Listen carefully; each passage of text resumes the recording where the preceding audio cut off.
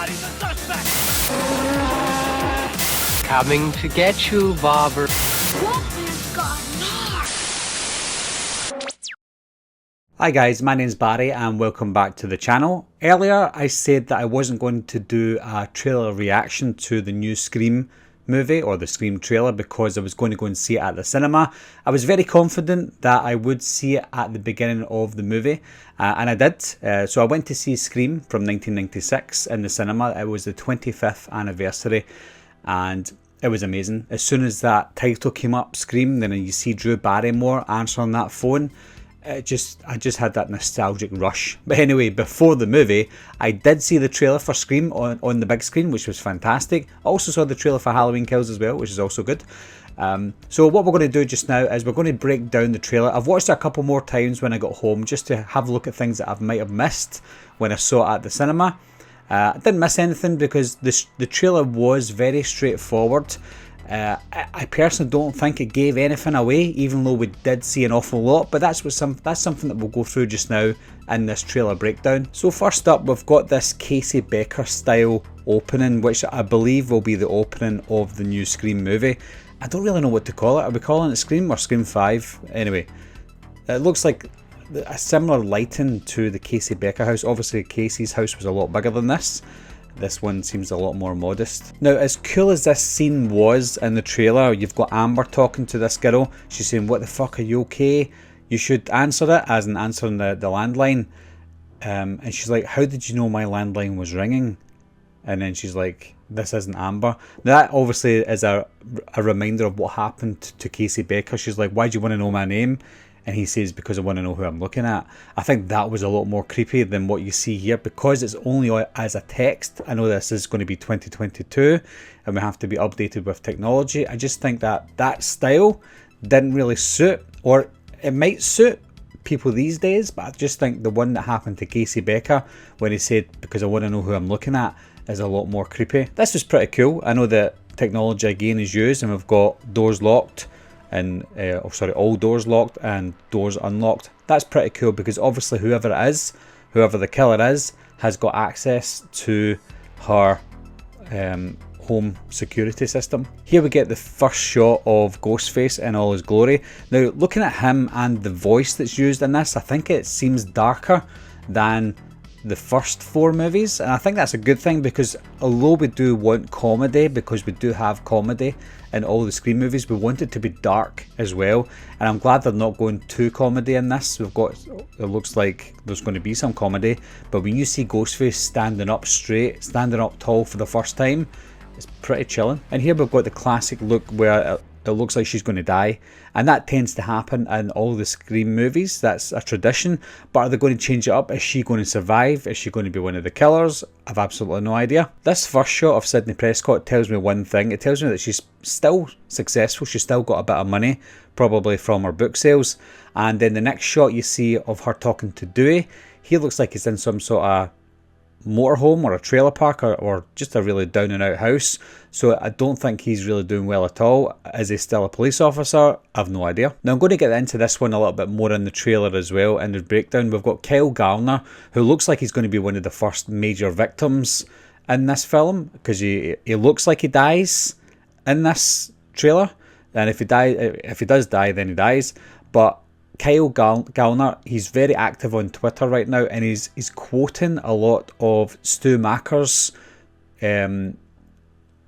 words in Scream, and it seems to be like he's some sort of relation to Stu, because later on in the trailer, I'll mention it now but I'll talk about it later, but it seems like the killer is choosing his victims or her victims based on the previous killers in the last movie. So he's killing people who are related to the previous killers. So is this Kel Garlner's character related to Stu in some sort of capacity? Because again, he keeps on quoting Stu on Twitter. This girl seems to be probably the new Sidney Prescott, because Sidney comes up to her and tells her that she knows what she's talking about, she knows what she's going through, but let's get through this, etc. So she seems to be the new Sidney Prescott, and you can see Jack Quaid in the background, so he's maybe the boyfriend. That's quite a creepy shot of Ghostface. Looks like this is after he kills Kel Garlner. I think that scene appears in this trailer quite a few times, so that's what I'm saying. I don't think it spoils a lot, and what it does spoil is quite minimalistic. This is the first time we see Gale Weathers in the trailer as well, and we don't see a lot of Gale in this trailer. We see her again a couple of times, but she doesn't have a lot of lines in the trailer, and she doesn't seem like she's in it a lot. Could that mean that she's one of the first to die, or probably one of the only original characters to come back and die? This guy clearly dies as well, and he's wearing the school jacket, so we know that he goes to the school and he's part of the new crew. Now this girl's clearly in Stu's house.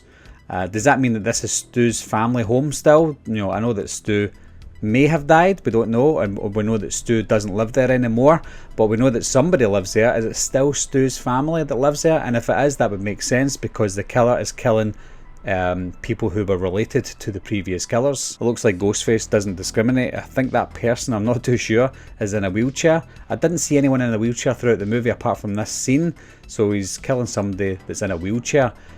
Could that be someone from the previous movies that was hurt? Could it be Stu himself? I don't know. Now this is the scene where it does get interesting. We've got Dewey telling them the rules of the surviving a horror movie, but then they're obviously helping as well, and they're saying, well, what about the killer? The killer's killing people who are related to the previous killers. Now that gives us more questions than it does answers, because we're then wondering, well, is this a vigilante then? Is this a person that's killing people before they become killers? Because let's face it, if Stu had a kid, or if Stu's got a brother or sister who has kids, could they end up like Stu? And is the killer thinking, okay, I'm going to kill these people before they become like their Uncle Stu, or before they become like their father Stu? So is this a vigilante? Is this Sidney Prescott? Is this Gale Weathers? Is it Dewey Riley? It could be a good person killing people for the better. It could be like somebody like Dexter, for example, from the TV show. Here's another nice shot of Sidney looking in at Stu's house. I don't know if she's talking to someone or if she can see someone, but you can see the police car in the background as well. Very reminiscent of the exact same scenario of the first Scream movie. It's good that we've got characters back from Scream 4 as well. We've got Marley Sheldon's character back as well. I don't know if she's maybe one of the vigilantes that could be the killer, who knows, but she's obviously on the rampage here, or chasing someone. And again, this is Kel Garlner probably dying here as well, so I think it's safe to say that he doesn't make it. This is what I'd like to call the money shot, because I do love Stu's house from the first movie. That's one of the most iconic scenes in the whole entire series, so it's good to have that house back again. Now here we've got Jack Quaid getting attacked by Ghostface. Does that mean that Jack Quaid's not one of the killers? Or does it mean that he's doing a double bluff like Billy Loomis? Gale obviously looks upset here. Does this mean that Dewey dies finally, or Dewey's got hurt again? There's an ambulance in the background. I've got a funny feeling that a few of the mainstays are going to meet their death in this one. I mean, in this shot, Dewey looks innocent enough that he's trying to kill the killer. But can we rule him out as being the killer? We don't know. But he does genuinely look innocent. This is the only character that I've seen in the trailer that looks like they're fighting against someone other than Ghostface. When you look at the clip itself, it doesn't look like Ghostface that she's attacking or defending herself against. So could she be defending herself against a maskless killer, or could she be the killer? In this shot, I can't quite tell if it's Ghostface that's on fire, or Ghostface has put someone on fire. You can see at the left hand side that's not Ghostface, because it's someone with long hair, possibly Gale, or even Sidney. But obviously this looks like a stunt person, because the arm is like so long. And you get some quick shots of people looking like they're getting stabbed or attacked or killed. Can we rule them out as being the killer? Probably, because they're related to the previous killers. The house here still looks the exact same as it did in 1996, as it should, because I think they filmed in the same house. I think that house is now an Airbnb for people who want to go and stay overnight and still be part of the Scream experience. There's a nice shot of Ghostface with a bit of blood on his knife. I mean, we've also got Sidney here. It looks like she's got a gun against someone. She looks kind of confused, and I don't know if she's pointing a gun at Ghostface or if she's pointing a gun at someone else because they figured out that she might be the killer.